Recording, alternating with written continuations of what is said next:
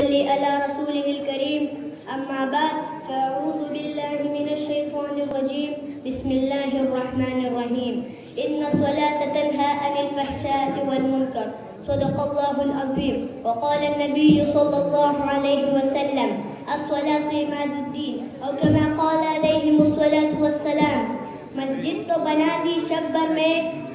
تو بنا دی شبر میں ایمان کی حرارت والوں نے من اپنا پرانا پاکیزہ برسوں سے نمازی بن نہ سکے۔ میرے معزز اساتذہ کرام اور پیارے ساتھیوں، السلام علیکم ورحمۃ اللہ وبرکاتہ۔ سامعین گرامی، آج میں نے آپ حضرات کے سامنے قرآن مجید کی ایک آیت تلاوت کی ہے جس میں اللہ رب العزت نے نماز کی اہمیت اور فوائد کو بیان کیا ہے، جس کا ترجمہ ہے بے شک نماز بے حیائی اور برائی سے بچاتی ہے۔ اگر کسی کی نماز اس کو فواہشات سے، رسومات سے، بدعات سے، خرافات سے، منکرات سے نہ روکے تو جان لیجیے اس کی نماز میں ضرور خلل ہوگا، نقص ہوگا، جس کی وجہ سے اس کی نماز تاثیر سے خالی ہے۔ اس لیے ہمیں چاہیے کہ اپنی نمازوں پر محنت کرے اور اس کو خشوع و خضوع کے ساتھ ادا کرے، پھر اس وقت یہ نمازیں ہمیں بے حیائی اور برائی سے روکیں گی، ورنہ نہیں۔ معزز سامعین، آپ حضرات کو معلوم ہے کہ اسلام کی بنیاد 5 چیزوں پر ہے: کلمہ شہادت، نماز، روزہ، زکوٰۃ، حج۔ ان 5 چیزوں میں سب سے اہم اور بنیادی چیز نماز ہے۔ چنانچہ سرور کائنات کا ارشاد ہے، مسلمان اور کافر میں صرف نماز کا فرق ہے۔ ایک اور جگہ فرماتے ہیں، قیامت کے دن سب سے پہلے نماز کا سوال ہوگا، اور ہم ہے کہ نماز جیسے اہم عبادت میں سستی کرتے ہیں۔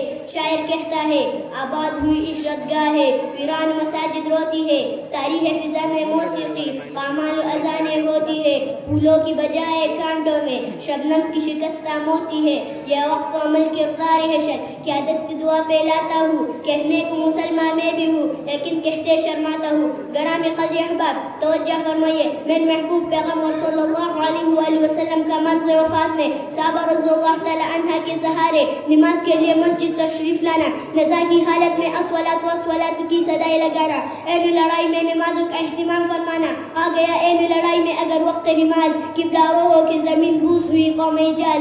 نماز کی اہمیت پر مین ثبوت ہے، بس اسی دعوت فکر کے ساتھ اپنی تقریر کو ختم کرتا ہوں۔ خدا کو مل کر منائے چلو نماز پڑھے، اذان سب کو بلائے چلو نماز پڑھے، در خدا سے ہر وقت دیکھتا ہے ہم کو، بہانہ اپنا بنائے چلو نماز پڑھے۔ والسلام۔